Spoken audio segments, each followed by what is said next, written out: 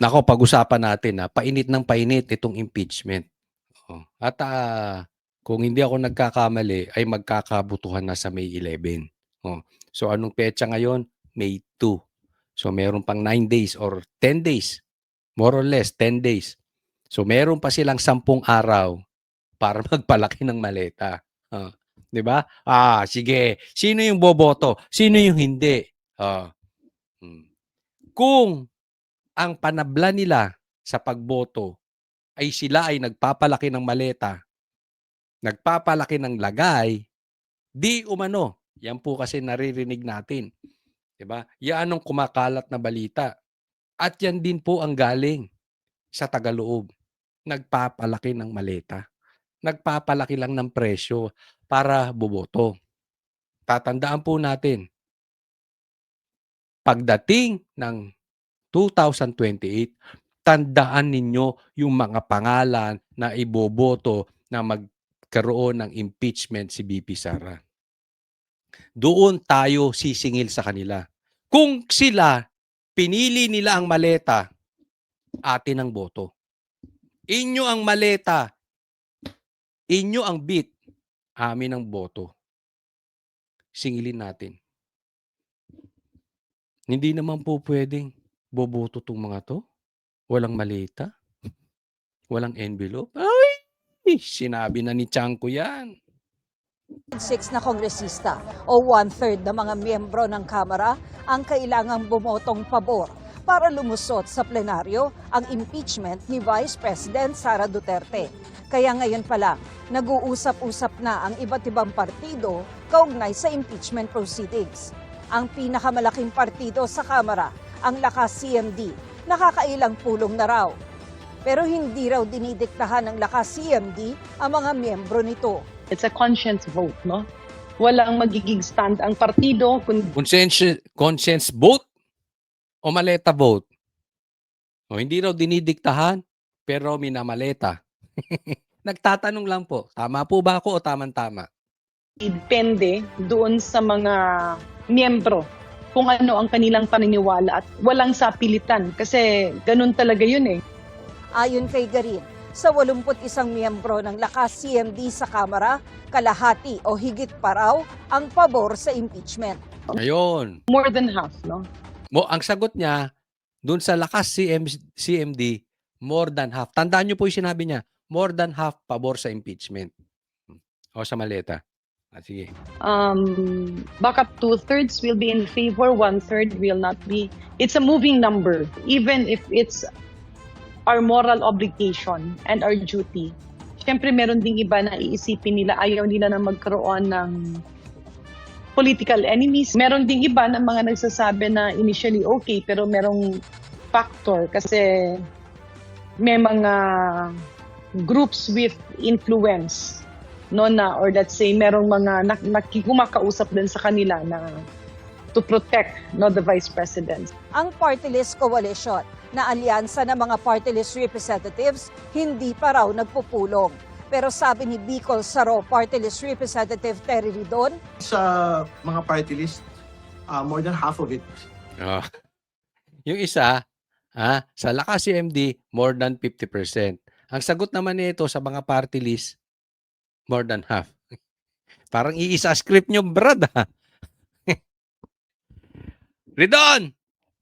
Pwede ba kitang ma-interview? One-on-one lang, ayos lang. More than half daw eh. Di ba? Pareha sila. But anyway, ako sa akin lang tanggalin na yung party list. Hindi naman binoto ng diretso yan ng taong bayan eh. Hindi po lahat ng party list Pero kasi yung mga ayos, binubulok lang ng mga namumulitika. Hindi naman nila napagsisilbihan yung talagang kanilang purpose dyan. Would most definitely support impeachment. Tsaka, hindi pa kayo nagmi-meeting. Paano mo nalaman kalahati? More than half? Huwag mo ka nga ganyan-ganyan, ha? Paano mo nalaman? At saka ikaw ba tagapagsalita ng mga party list? the Vice President. Sa ngayon, binabalangkas na ng House Committee on Justice ang committee report na maglalaman ng resolusyon at articles of impeachment. Nakatakda itong aprobahan ng komite sa May 4. Ang kapatid ng bise na si Davao City 1st District Representative Paulo Duterte matapos sabihing ginagamit ang pondo sa distrito para pilitin ang mga kongresistang bumoto pabor sa impeachment. Ngayon naman ay nagsasabing ginagamit daw ang mga SALN para pagbantaan ang mga kongresista. Pero ang mga nakausap naming kongresista, wala naman daw naranasang ganito. Wala pong ganyan na pressure, and in fact, mas mahihirapan pa po kami na i-justify at magbulag-bulagan kung kami po ay boboto ng hindi sa for determination of probable cause, samantalang sumisigaw po yung mga ebidensya na nasa harapan po namin. Sa tingin mo may naniniwala sa sinasabi mong 'yan? Ito sinabi ni Pulong. Dati ang ginagamit maleta. Pera-pera sa madaling salita. Ngayon ang ginagamit panakot. Salin. Siguro babawas na ang budget. So, yung mga nakatanggap before or yung mga maraming natanggap before at napasok sa corruption, sisilipin. Yung si BP Sara nga na maayos ang salin, sinilip. Paano pa ikaw kurakot? Halimbawa, ikaw ay congressman na kurakot. Tatakutin ka, sisilipin salin pag di ka pipirma. Kaya magbabantay tayo. Pag sinisilip ang salin, ibig sabihin, lalo na't hindi pumirma, tama si Pulong. Pag hindi pumirma tapos binigyan ng kaso-kaso, tama si Pulong. Ganyan naman nangyayari. Ginigipit yung mga nagsasalita. Katulad ni Defensor, Jay Sonsa. Diba? Ngayon, congressman. Ngayon, tingnan natin, sinong sinungaling? Si Pulong o si Paul, si Pulong o itong mama na ito. Pero makikita natin, chances are, sabi nga ni Chanko, may kapalit ang pirma nila before. So malamang ganun din ngayon. So dalawa lang yan. Nabibigyan yung boboto for the impeachment of BP Sara or takot masilip ang salin. Chances are, kurakot. Diba? Titingnan natin ngayon. Makukonek naman natin yan eh. Diba?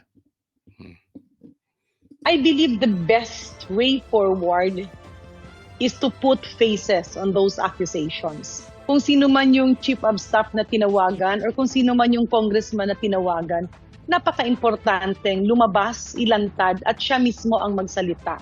Ako si Tina pa. So ang sabi niya, pangalanan ni Pulong. Darating po tayo dyan, relax lang. Makikita naman natin yung boboto in favor of the impeachment or not. Baka doon pangalanan ni Pulong. Next po tayo. Ngayon naman po, pag-usapan natin dahil maraming nagsasabi na pinipilit na itong kain suka dilaw, pinklawan, itong si Lenny. At paulit-ulit niyang sinasabi na hindi ako tatakbo ng presidente sa 2028. So sa madaling salita, yung kain suka team, walang standard bearer. At alam naman natin, bagamat hindi rin mananalo si Lenny kahit lumaban siya, ang pinakamalakas po si Lenny. Okay? Ito nababalitaan natin, posible daw magbago ng isip si Lenny. Pero, matatalo din. Pero rin, nakahanap po sila. Meron ng tatalo. Ito, ay di hamak. Sabi po, at ako'y naniniwala sa sabi, ito ang tatalo kay Sara. Ito ay di hamak, mas malakas kay Lenny. Kaya kailangan, ngayon pa lang, gumalaw na si BP Sara dahil kung hindi, tatalun siya nito. Tingnan po natin.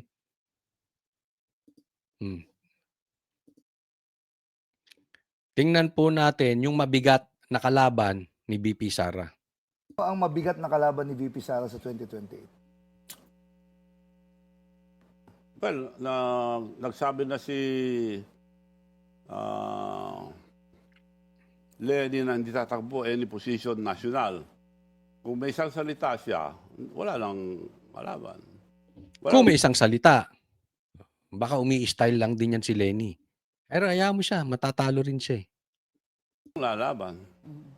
May lalaban pero pag gumalaw ang baleta, yung problema. Mababaw sa baleta ang katotohanan.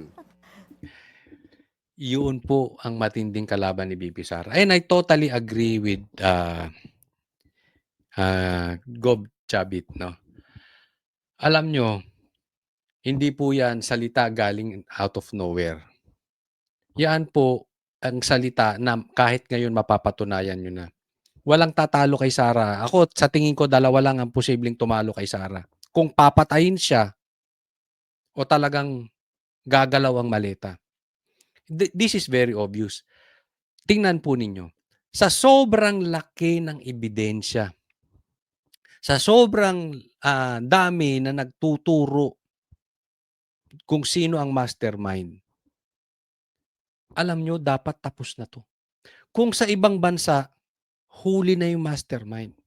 Kung sa ibang bansa, gumagalaw na ang sundalo. Kung sa ibang bansa, gumagalaw na ang kamara. Kung sa ibang bansa, gumagalaw na ang Senado. Kung sa ibang bansa, gumagalaw na politiko, gumagalaw na ang taong bayan.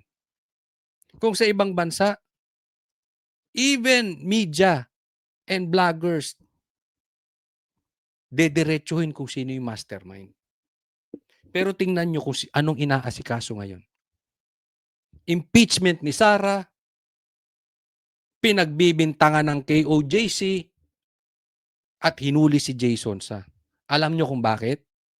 Because of maleta. Ganun lang kasimple yan. Kaya hindi nila masasabi na itong binabanggit ni Chavit Singson, kinuwas na parang bula kung saan. Obvious, kitang-kita nyo ngayon. No? Saan ka nakakita ng inaasikaso ng kamera si VP Sara? O, halimbawa lang. Halimbawa lang. Ikulong si Sara. Ma-impeach si Sara tapos ikulong nyo pa. Sa tingin ninyo, lutas ang problema ng Pilipinas? Hindi po. Yung magnanakaw laya eh. Remember this. Ang adik sa kapangyarihan at ang adik sa pera, lulong yan. Tuloy-tuloy magnanakaw yan.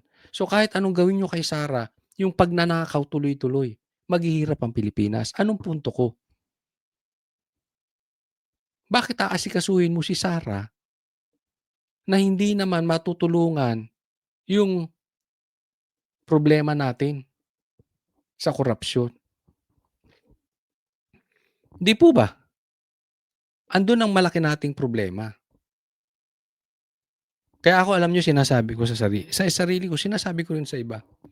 Ha? Kung ganito ang mga leaders natin, look at the leaders now. Instead na habulin yung mastermind, babanatan si Sara for the sake na ang kanilang motto ngayon ay magkaisa para hindi makaupo si Sara. Instead na solusyonan natin yung problema natin ngayon dahil nagugutom ang taong bayan. Hindi. Kalimutan natin yan. Magkaisa. For them, ang prinsipyo, basta magkaisa. Pag ganyan ang prinsipyo ng mga leaders, magkaisa basta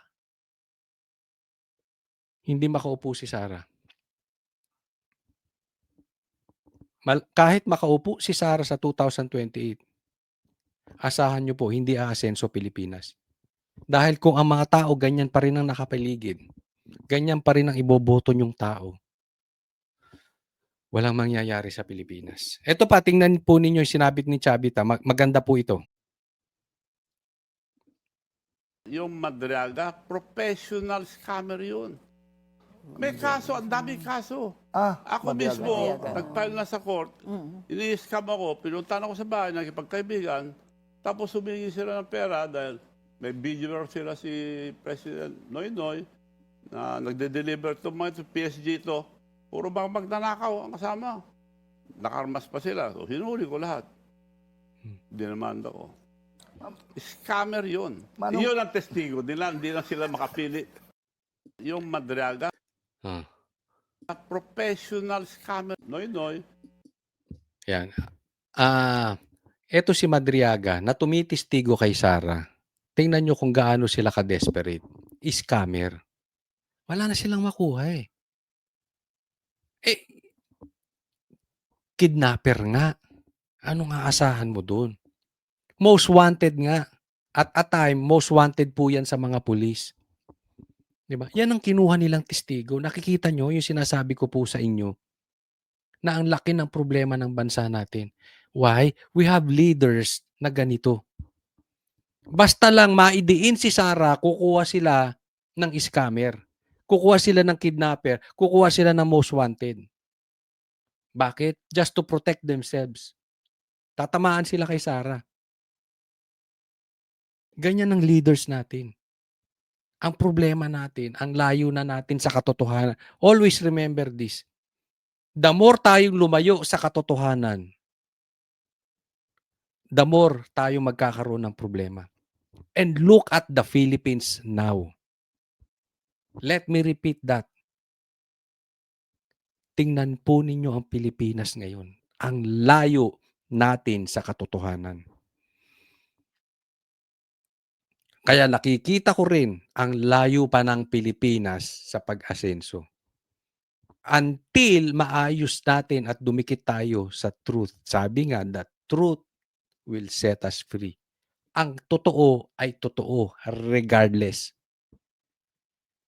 Isipin mo, kikikilan si Chavit, pupuntahan siya sa bahay may armas. Ano yung kikil? Meron daw patungkol kay Pinoy, nabanggit si Pinoy, hindi ko na alam kung anong ibig sabihin ni Chavit doon. Pero pumunta sa bahay, nanghihingi ng pera, may armas. O, di pinaghuhuli. Kikil yun. Ako, that's how I see it. Anong pupunta ka rito sa bahay, hihingan mo akong pera, may dala-dala kayo, ang dadami yung dalang armas. Ano ibig mo sabihin nun? Protection money. Ganun yun eh. Diba? I don't know kung ano ibig sabihin ni Chavit doon. Kaya pinaghuhuli niya. Kasi pinagkikikil siya. Yan. Nakakatawa po. Itong testigo nilang Madriaga, maganda nga mag-appear sa Senate eh. At matanong. Kasi hindi nila pinayagang matanong. And I doubt kung palalabasan nila, palulutangin nila sa Senate yan. Kasi pag natanong yan, magkakapilipilipit talaga ang dila niyan. Next po. Meron akong ipapakita sa inyo na tila bugok. Parang bugok ang pag-iisip, no? But anyway, kayo po humusga. Kung ito bang kanilang ginagawa or kanilang sinasabi, tama or talagang wala na. Yung sinasabi ko sa inyo kanina na ang layo na natin sa katotohanan. O, tingnan po natin itong mama na ito, ha? Ay, nawala. Saglit.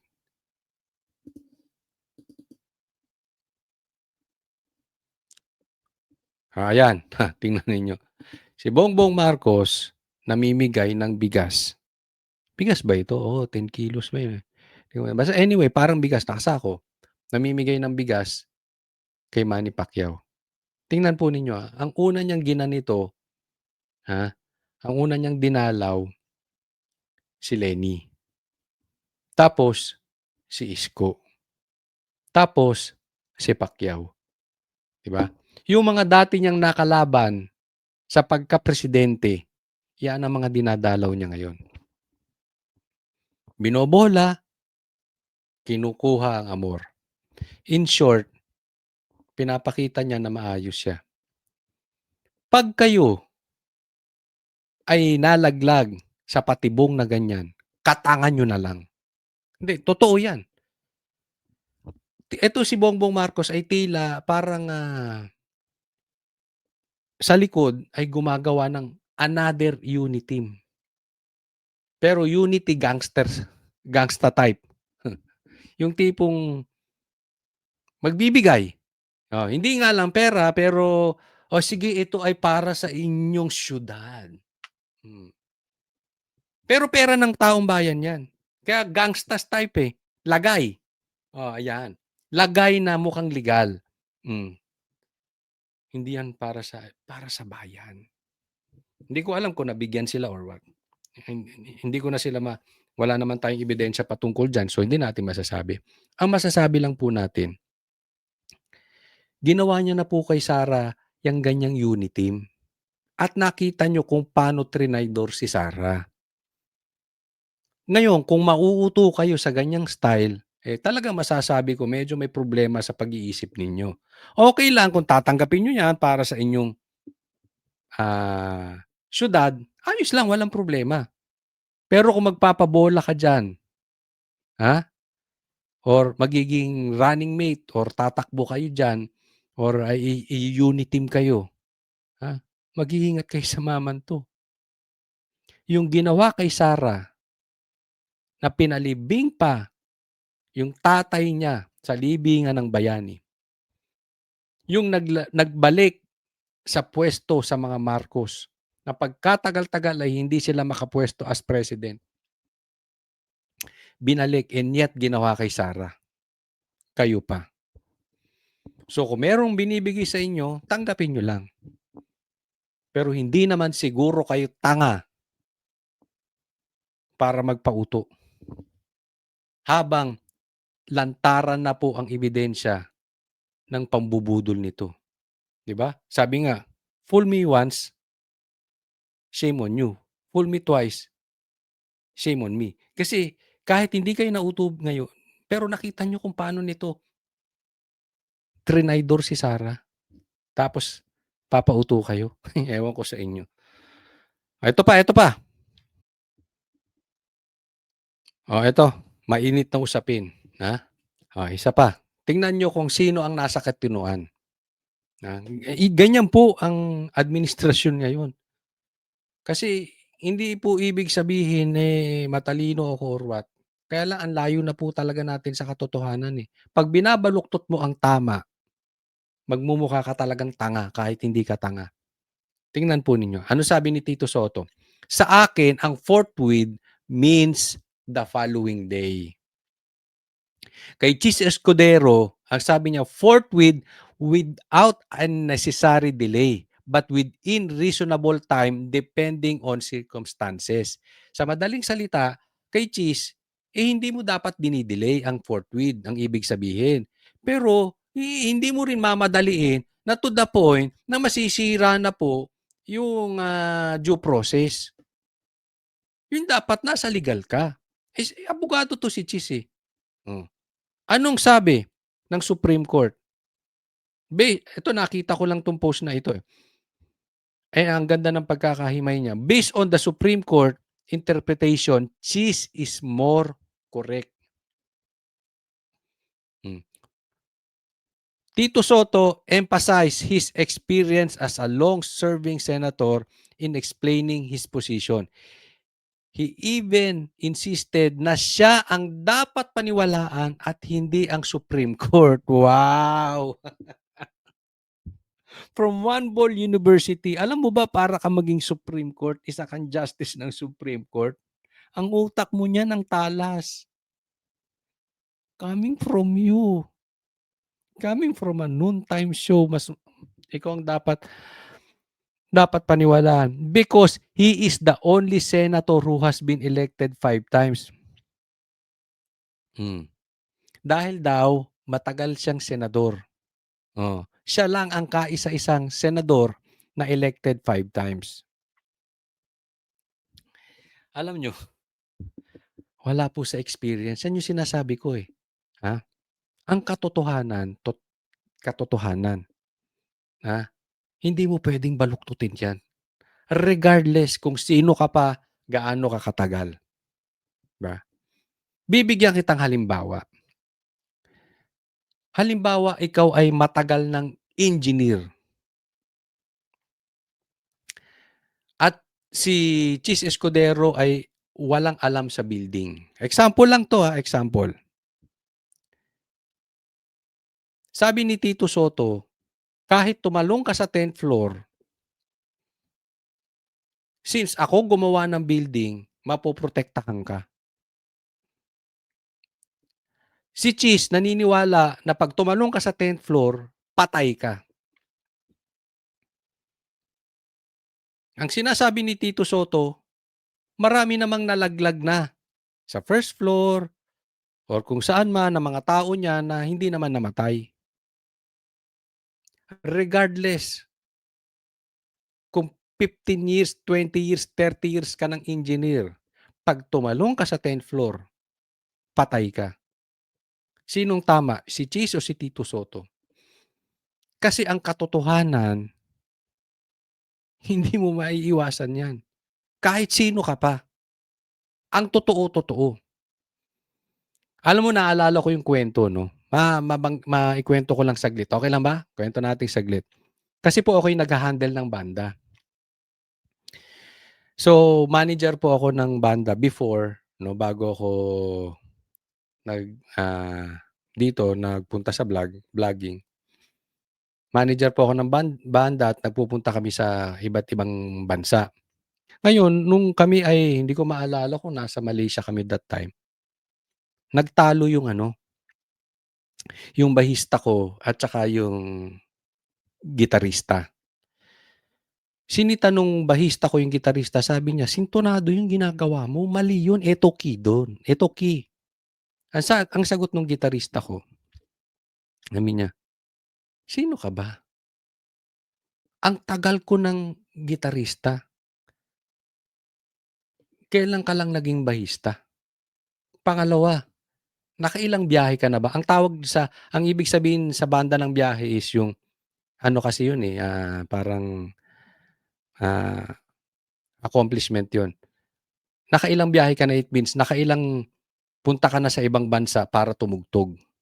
Yun po yung term na yun. Nakailang biyahe ka na ba? Sagot nung bahista ko, 2. Ako naka-15 na. Bata ka pa, te. Huwag mo akong turuan kung anong tamang tono. Tama ba siya? Ganyan yung explanation ni Tito Sotto. Kung sintonado ka, sintonado ka. Regardless kung South Border ka pa o Boyz II Men ka pa. Example 'pag nasintonado ka sa tone na yun, sintonado ka. Tama po ba o tamang-tama?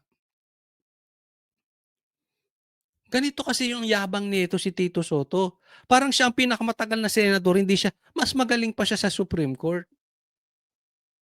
Mali naman talaga. Nage-gets nyo? Wala po sa tagal yan. Nasa katotohanan yan.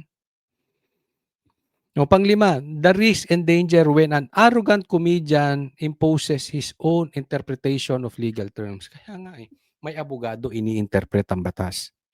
May isang komedyante ini-interpret ang batas. Kanino ka maniniwala?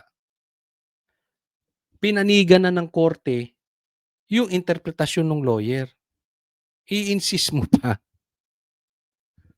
Ay, no. These are the leaders we have. Kaya nga naman, God bless the Philippines.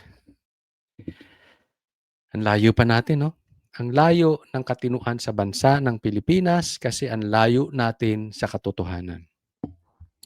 Ito po, pag-usapan natin, kasi po, hinamon po itong si Trillanes at saka si Torre. Okay? So, para hindi tayo medyo natatagalan sa pangalan, nakakalimutan ko pa itong dalawang to kasi mga wala namang kwenta.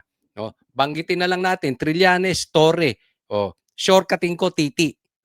Hindi po ako nang babastos, Hindi po kabastusan yun. Initials lang po. Parang initials yan, di ba? Isang Trillanes, T. Isang T. Parang si T1 at saka si T2. Di Titi. Okay? Sige, etong si Titi, hinamon. Itong dalawang Titi. Ang pangit ng pangalan niyo. Sige, si T1 at si T2 para na lang. Ito si T1 at si Tito, si Trillanes saka si Torre hinamon. Tandaan po natin, napakatapang na itong dalawang to. Si Trillanes, kala mo laging galit, di ba? Oo, makikipaglaban pa ng suntukan do'n sa matanda. Oh, sumugod pa yan sa Oakwood, pero di umano naihi kaya sumuko. Susugod-sugod, susuko rin pala. Oh, si Torre naman, kinidnap ang dating presidente. Ganyang katatapang yan. Matatapang. Ngayon sila hinahamon. Ha? Tingnan po ninyo yung hamon. At ano premyo? Naku, napakalaki. Milyon po ang premyo. Oh. Kung hindi duwag tong dalawa, titi. Pero kung hindi nila kaya yung hamon, ibig sabihin hanggang sat-sat lang. Pakinggan po natin. Kaya maski ano-ano na lang ang tinuturo niya na mga akusasyon. Ito na naman, anong proof niya na yung helicopter and private jet daw ng KOJC ay kay PRRD? Ang proof niya ay ito. Kasi po, pagtitingnan mo, mas madalas pa siyang gumamit kaysa sa true owner. Kung estudyante Okay, yan po yan po ang bintang di umano nitong dalawang titi na ito. Na yung chopper at yung eroplano daw ni Pastor Kibuloy ang may-ari si PRRD. Anong katunayan? Anong proof nila? May picture po ba sila?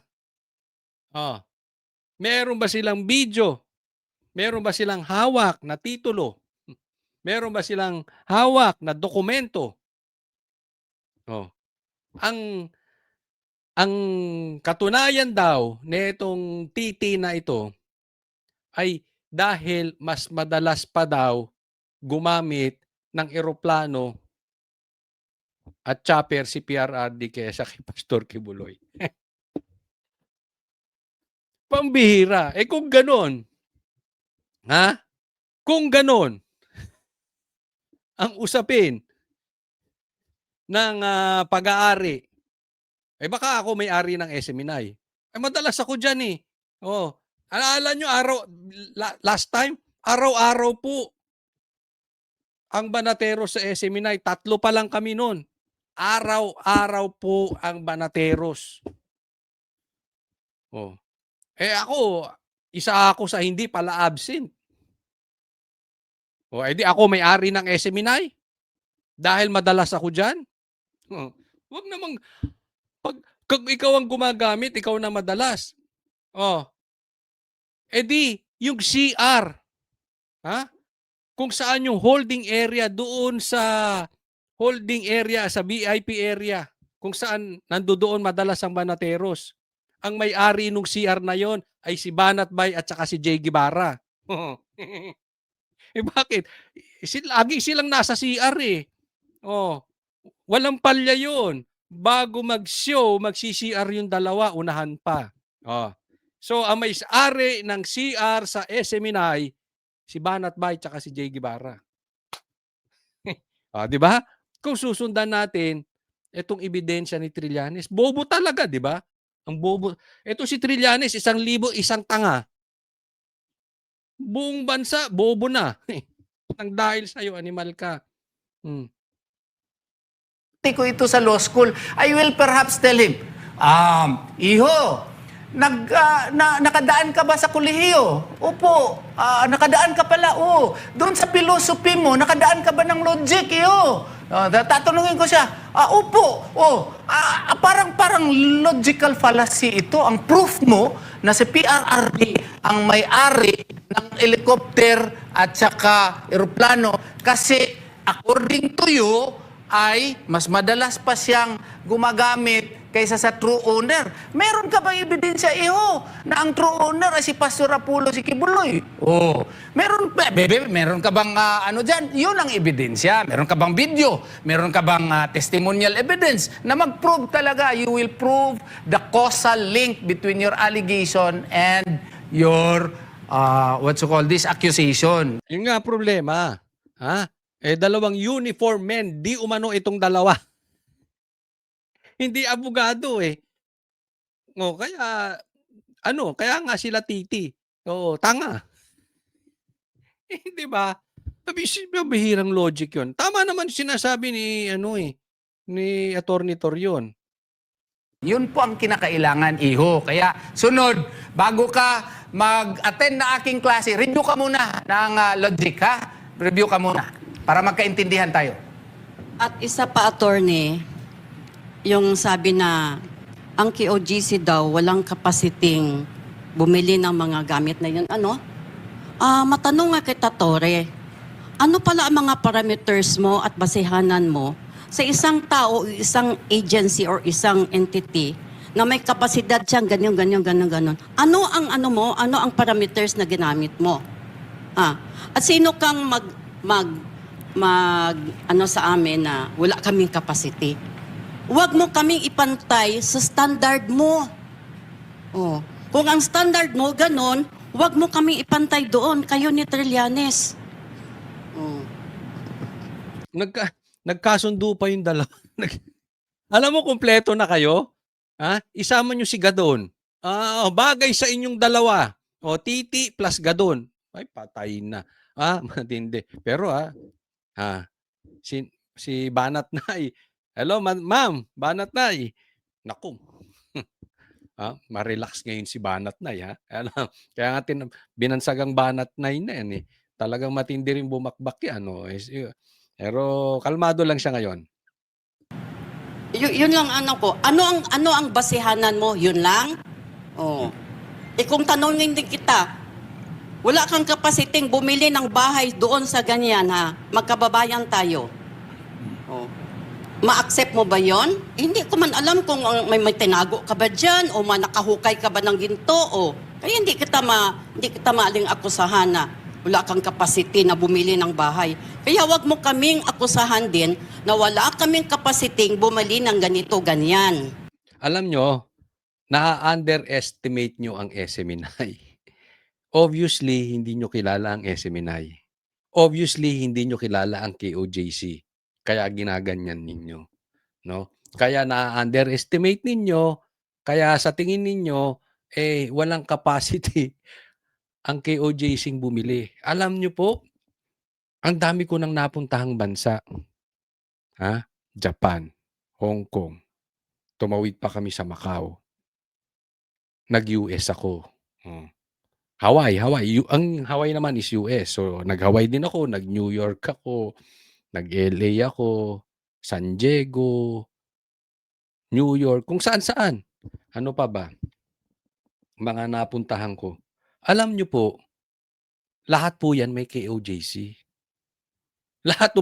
Kaya nga ngayon, kung meron akong gusto kong magbakasyon, kahit saan sa mundo, panatag ako Bakit? Alam ko may KOJC. Pwede akong pwede akong magbakasyon.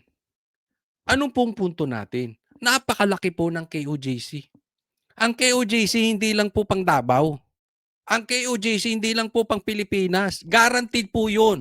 Kung ayaw nyong maniwala, tingnan nyo Facebook ko. Kung nasaan ako, may pictures ako ng mga taga KOJC. Huwag kayong tatanga-tanga.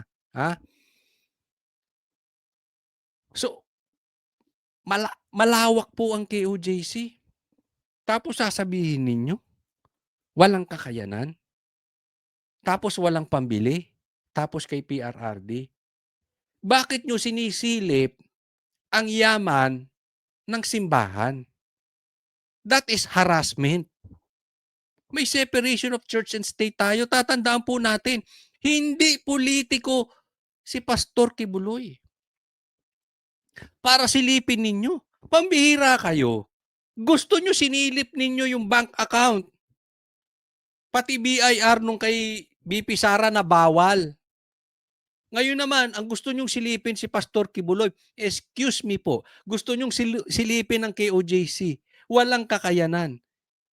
Excuse me po, meron po silang kakayanan. At wala kayong karapatang silipin. Hindi ito politiko. Hindi ito pera ng taong bayan. Hindi katulad mo, Trillanes, ang nagpapasahod sa'yo ay pera ng taong bayan. Hindi katulad mo, Tore, na nagpapasahod sa'yo. Pera ng taong bayan.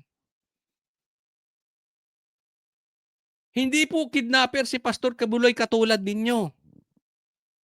Eh yan ang tawag nung, ano bang ginawa nyo kay PRRD? Di kidnapping yon. Tapos sisilipin niyo private. Halimbawa, sisilipin niyo yung sa akin. Tapos pagbibintangan ninyo ko, yung yaman ko dahil kay PRRD. Tanga kayo. Tapos ang ebidensya nyo, ganun-ganun lang. Eh, bastos talaga itong mga to. Alam nyo, huwag tayong papaloko dito sa mga to ha. Kasi ginagawa lang nilang trap yan eh. Pinaingay nila yung kay Jason sa pinaiingay nila ito ngayon sa KOJC para mapagtakpan yung maleta. Huwag po tayong papaligaw.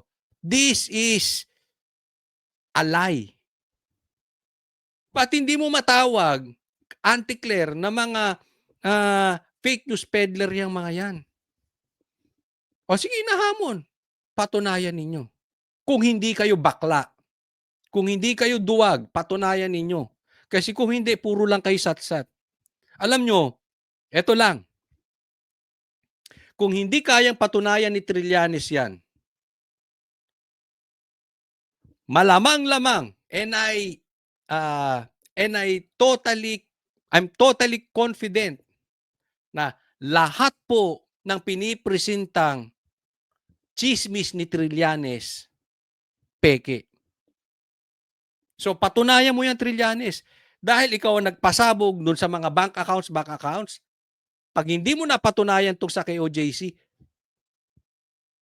peke din yan. Yung kay Madriaga, ikaw nagpalabas, peke din yan. Lahat ng pinapalabas mo, peke. Pag ang tao, peke sa simula, peke lahat yan. Ano ka? Tingnan natin ang tapang mo. Alam mo, ang style nitong gobyerno na to, gipitin ng KOJC. Unang-una pa lang, ginipit ang KOJC, animal kayo. Ginipit nyo SMNI. Nag-16-day, kayo doon. Pinasok ninyo ang KOJC, binabastos nyo ang reliyon, ang kanilang bahay-sambahan. Anong excuse nyo doon? At ang balita ko, iisa-isahin pa ang SMNI. Inuna lang si Ka Eric tsaka si Jason Sa. May nababalitaan kami ha, isusunod ng Banateros. Makaloko-loko talaga itong mga to. Mali ka dyan. Wrong. Ma'am Nel, Former general, wrong ka. meron akong speculation, bakit ganun yung kanya. Kasi kung na-meet niya yung mga KOJC members kasi, masyadong humble. Oo. Siguro yung kanyang specification o kanyang requirement, dapat hambugiro ka, dapat hoti ka, at showy ka para ma-prove na may capacity ka. Pero pwede ako magkamali nun, ha? Opinion ko lang yon. Hindi, may punto si humble talaga ang mga taga KOJC. Pero pag ang isang tao nagyabang ng yaman, asahan ninyo, fake billionaire. Yan ang ano ko eh. Yan ang aking makikita mo ang totoong mayaman. Hindi yan mayabang. Hindi yan nagsasalita.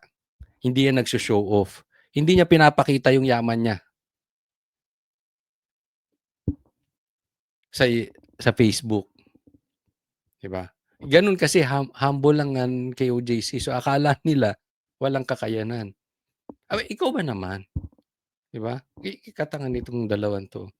Ang tagal na po ng KOJC. International pa. Pambihira. Pwede ako magkamali nun.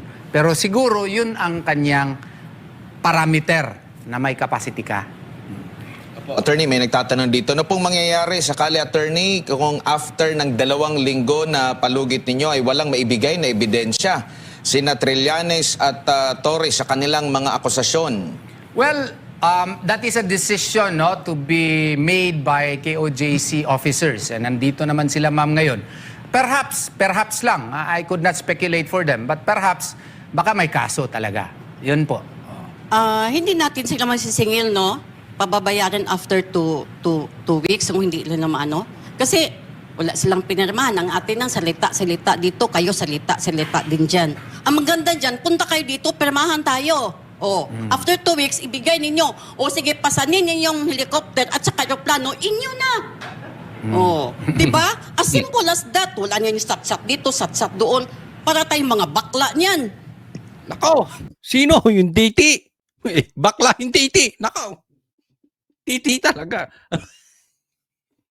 Hindi po bastos yun. Si Trillanes at Torre yun, si Tiwan at si Tito. Parang bakla, Ma'am Nel.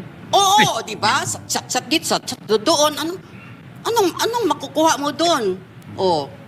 Di, papel, punta kayo dito, pirmahan tayo. Sige yan. I-produce nyo in 2 weeks time. Kasi kayo, kung makabitiw kayo ng salita ninyo, wagas. Ilang segundo, ilang minuto. Naku, ang dami ninyong nagawang script. Ngayon dito tayo. Sige, pirma tayo. After 2 weeks, bigay nyo ang lahat ng mga legal ha, ng mga dokumento na totoo ha, hindi fabricated. Bigay nyo sa amin. Punta kayo doon. Pasanin ninyo ang aeroplano at saka chopper. Inyo lahat. So yon, pirma tayo dito. After 2 weeks, pag hindi nyo ibigay, hahanapin namin kayo. Punta kayo doon. Be a man or a gentleman. Sundin ninyo ang pinag-usapan natin at pinirmahan natin. Yun! Di ba, former general? Yun ang tama. Kung ako hindi nagkakamali, ito po ang hamon dyan. Okay? Kasi sabi, patunayan nyo in 2 weeks. Yung inyong binibintang. Pero, pirmahan tayo. Kasi hindi pwedeng saysay-salaysay lang. Di ba? So, patunayan ninyo. Punta kayo dito, pirmahan tayo. Eto hamon. Kung hindi kayo bakla.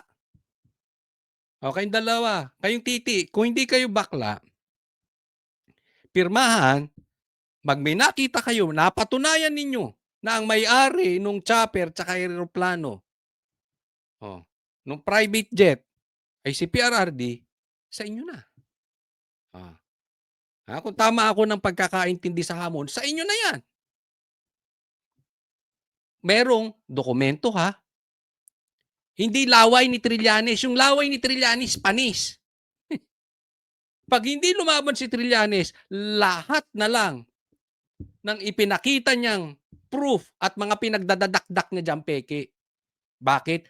Ibig sabihin, si Trillanes hanggang dakdak lang. Pagdating sa dokumento, pagdating sa proof, tingnan nyo yung 18 Marines, ang daming pictures, kaliwat kanan. Ganon. May dokumento. Diba? Dapat pagdating nyo nga doon, pag nagbintang kami, dokumento ka, eto proof, Ngayon, pagka hindi, kung tama ako ng pagkakaintindi ha, lilinisin nyo yung mga chopper tsaka private jet ng dila ninyo. Linisin nyo yung buong yun. Di ba? Fair enough. Ang tanong kung lalaban kayo. Kasi kung hindi kayo lalaban, ay bakla nga. Bakla, hanggang salita lang. Tsaka dito, attorney, may nagtatanong, di ba dapat daw po pag totoong may ebidensya, diretso na sa konkretong dokumento at wag daw mag-rely sa teorya lang, Attorney Torion. Ano masasabi mo doon, sir? Oo, tamang-tama yan. Kasi kung may ebidensya, sabi nga niya, ang na-uncover namin, dapat sa interview, dala na niya. Pareho nito. Meron akong mga papeles. Dala-dala na. Ito yung aming ebidensya.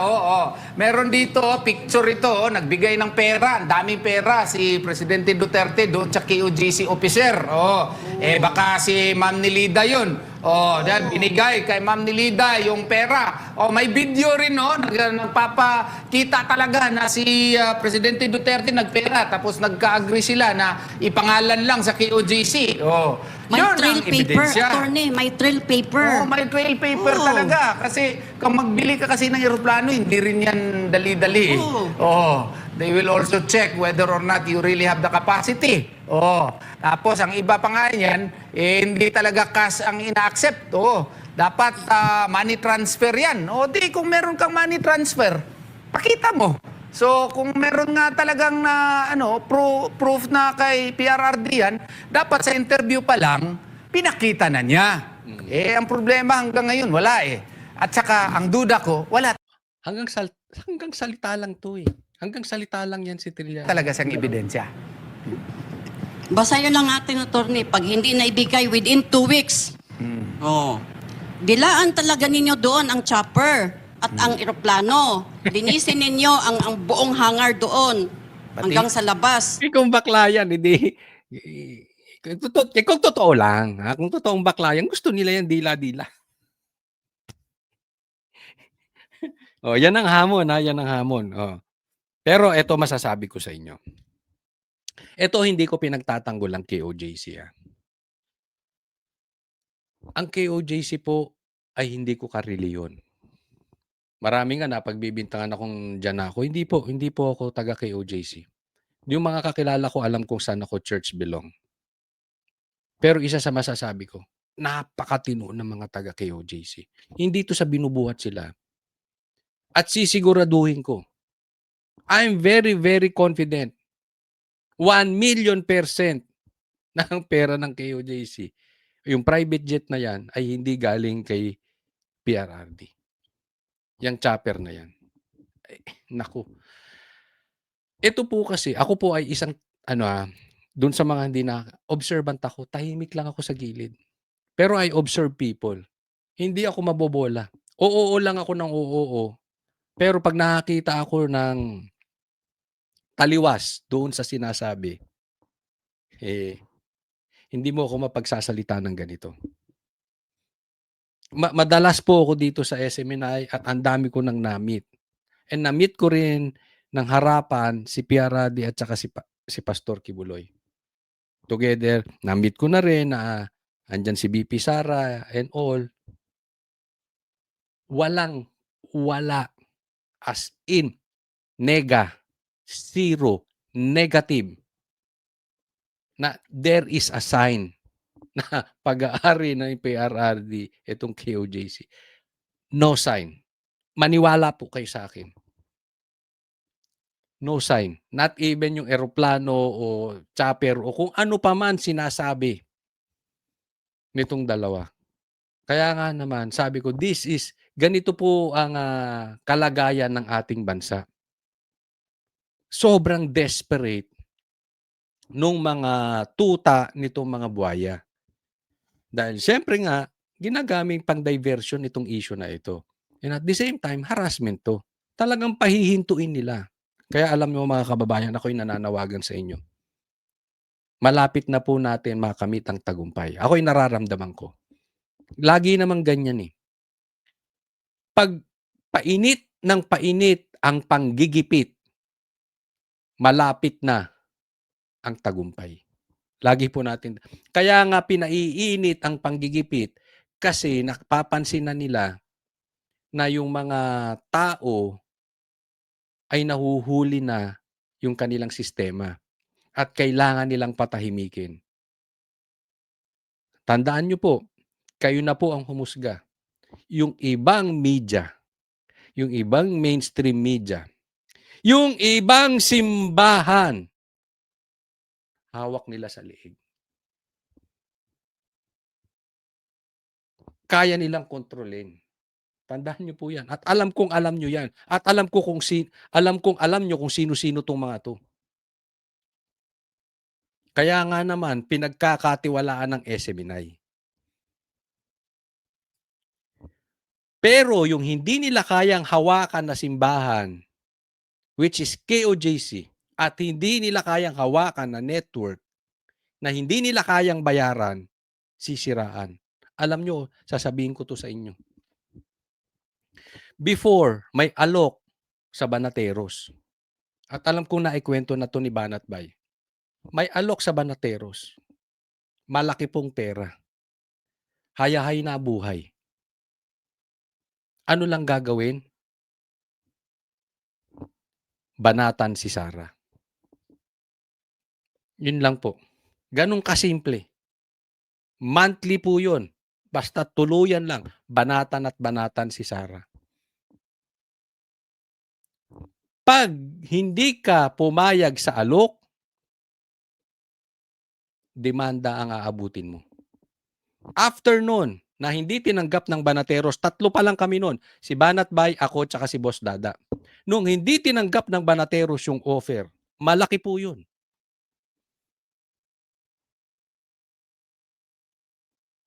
Nasa 7 figures yun.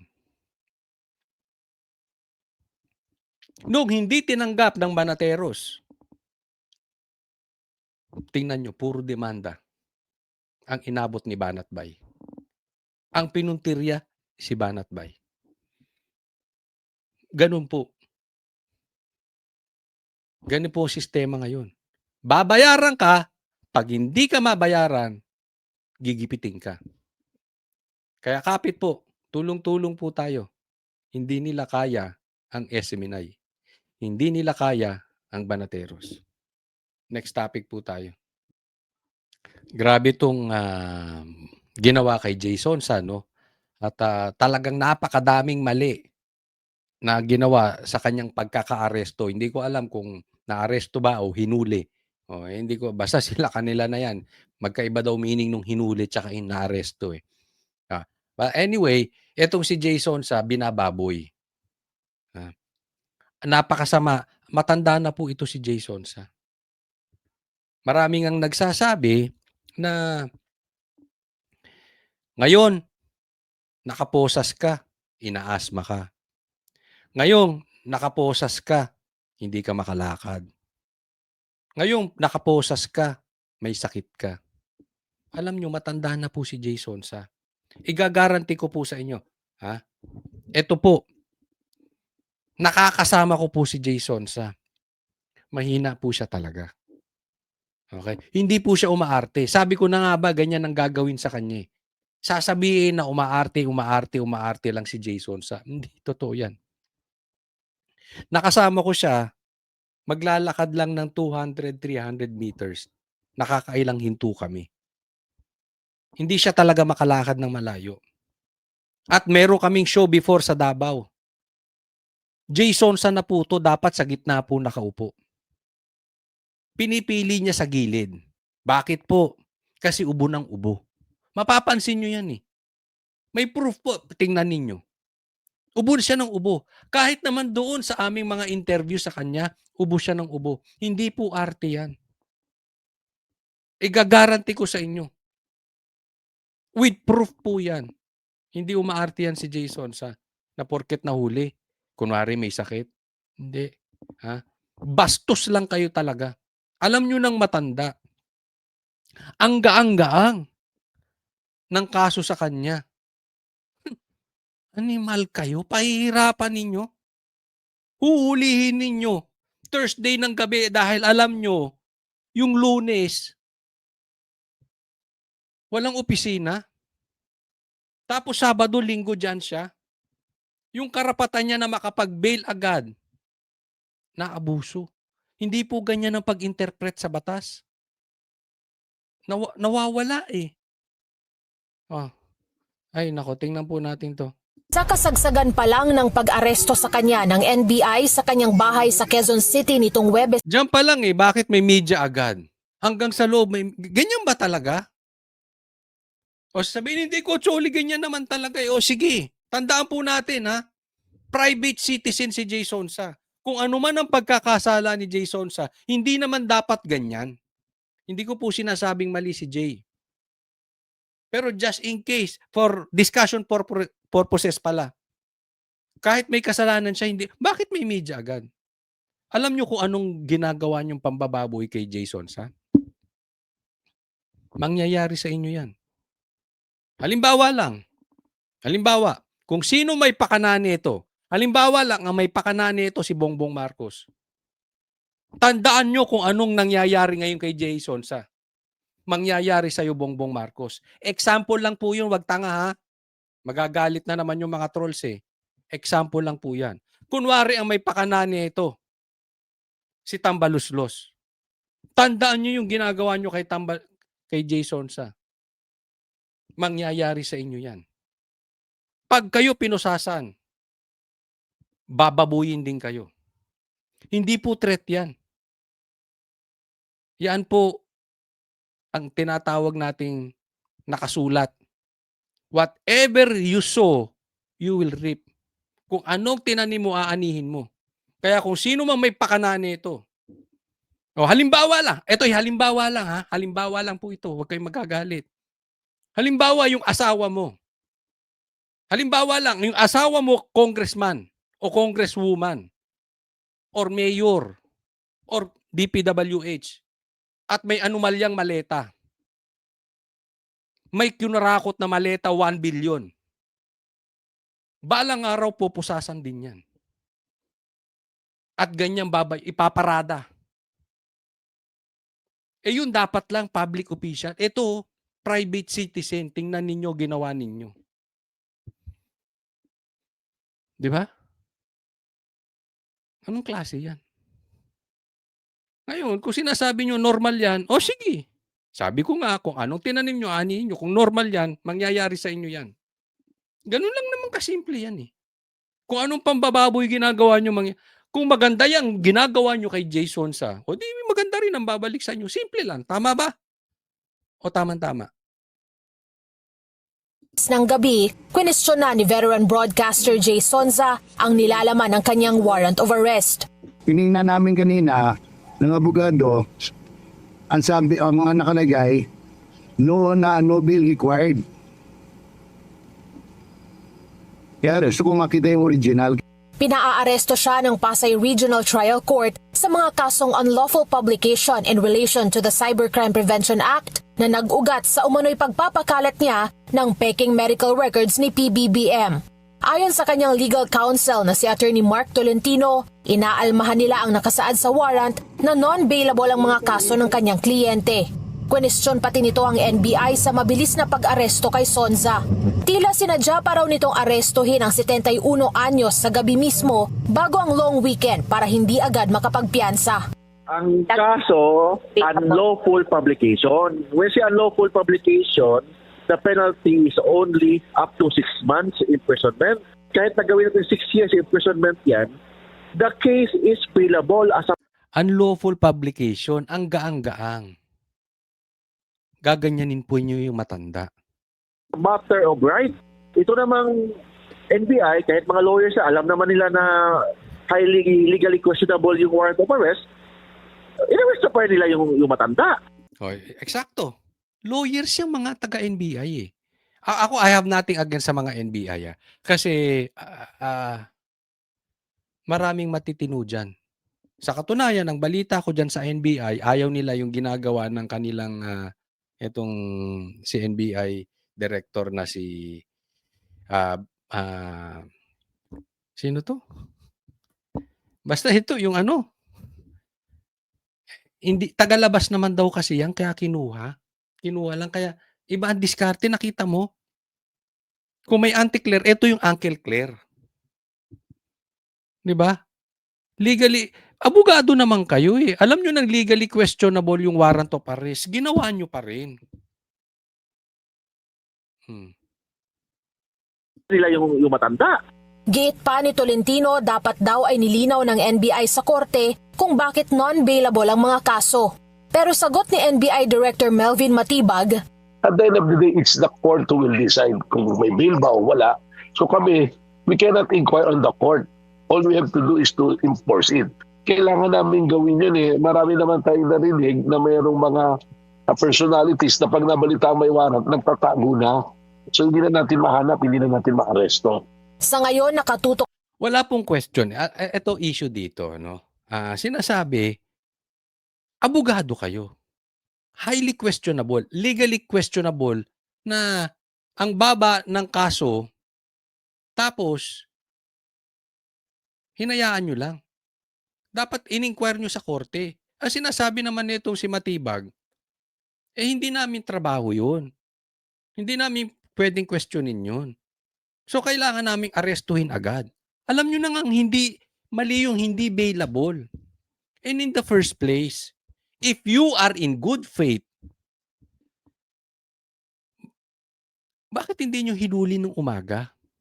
O hinuli nyo ng Wednesday, ng Tuesday? Di ba? Attorney Matibag, imposible namang hindi mo alam kung anong nangyayari dyan. Kung anong galawan niyang meron. Di ba? Yung hindi na available, questionable na, tapos yung oras pa ng paghuhuli ninyo, talagang ibababad ninyo Sinadya ninyo, alam nyo ng matanda, asa ng puso ninyo. Tapos ang sasabihin nyo lang kasi pag nalamang may warrant, tumatakbo. Kaya nga nasa Manila yan eh. Kasi magpo-push siya ng bail. Bakit ichinempo? Yun lang na mausapin dito. Asa ng puso ninyo? Huwag naman sana yung nangyari sa kay Jason sa mangyari sa inyo, mangyari sa asawa ninyo, mangyari sa anak ninyo. Di ba? Pwede naman, kung may problema siya, kung may kaso siya, edi ayusin. Bakit? Kaya nga alam mo, ako sa tingin ko ito eh.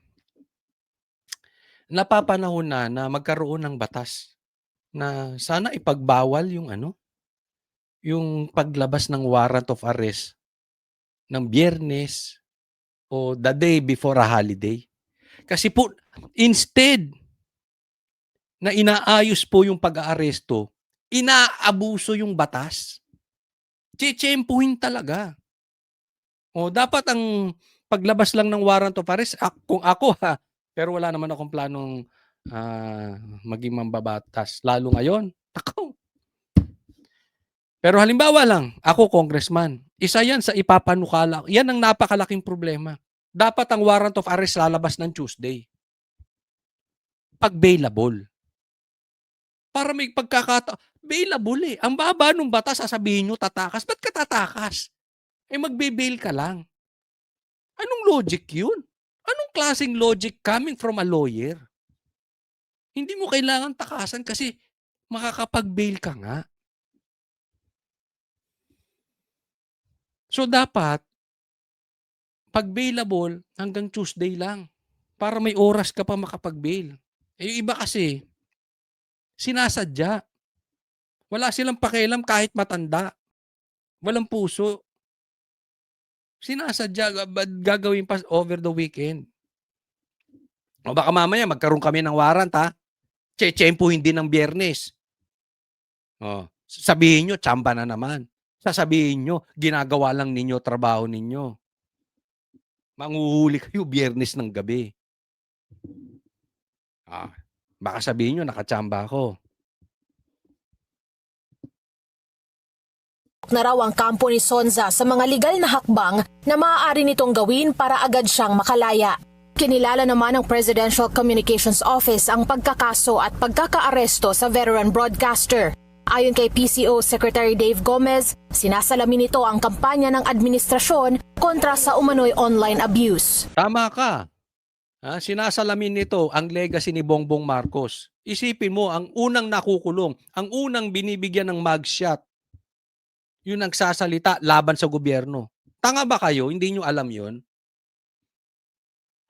Pero yung pinagbibintangan, may ebidensya na nahatiran ng maleta, hanggang ngayon laya. Asan ang ustisya sa Pilipinas? Sabi nyo may makukulong, hanggang ngayon wala.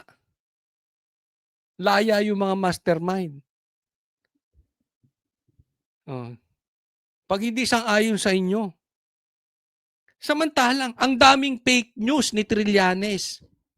Hindi nyo maganito. Dahil kakampi ninyo? Dahil himod puwet sa inyo? Hindi ko po pinagtatanggol si Sir Jay kahit kasama natin sa trabaho yan. Kung kailangan siyang parusahan, parusahan siya. Sa tamang paraan. Hindi yung ganyan, no? Nambababoy pa kayo. Ang bihira itong mga to. Para sa agenda. Next po. Ito, pakita ko lang, itong pinost ni Atty. Baligod sa kanyang Facebook. Sabi niya, the cybercrime is not bailable under this warrant of arrest is highly irregular. Ba't yung ibang abogado alam to? Yung mga abogado sa NBI hindi alam. And together with the timing of its release and implementation indicate an orchestrated move to deprive Mr. Sonsa of his right to immediately post bail. Highly questionable na yung no bail, pati yung timing. So, ibig sabihin, trinabaho talaga si Jason sa. And at the same time, inalis sa kanya yung kanyang karapatan na makapag-bail agad. NBI, asa ng hustisya. Hindi ko po ulitin, sinisisi ang NBI. Maraming matitino dyan. Kaya lang may bulok sa ibabaw. Hindi ko alam kung sino-sino ito. Sana naman maunawaan ninyo. Yung mga matitino ay ma-overcome yung mga bulok dyan. Nakikiusap lang po. Ha? Walang problemang managot sa batas. Padaanin natin sa due process. Ganun lang. Maraming salamat po sa mga nanood. Huwag pong kakalimutan na i-like po itong video na ito. Sana po dun sa mga hindi pa po subscriber, subaybayan po ninyo si Coach Oli News. Subscribe po kayo. Ngayon na po. Lambing lang po. Subscribe po kayo dito sa channel natin. Maraming salamat po. God bless everyone.